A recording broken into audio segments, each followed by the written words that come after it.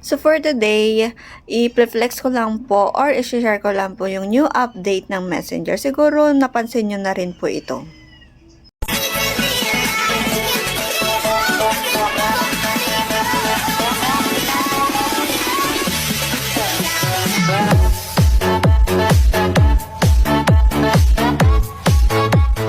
Napansin ko lang po pag nagsisave ng photo noon, di ba may pipindutin dito sa left side, bottom left, yung 3 dots dyan, and then pipindutin yung save. So, ganyan po noon ang mag-save ng mga photos.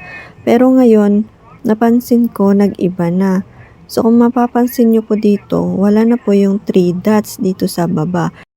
So, kapag magsisave ng photo, pipindutin na lang yung arrow dun sa taas. So, ganyan, slide, pindot yung arrow, slide, pindot. So, mas mabilis mag-save ng mga photos, ng mga files. So far, nagustuhan ko tong new update ng Messenger ngayon. So, yun lang. Gusto ko lang i-share.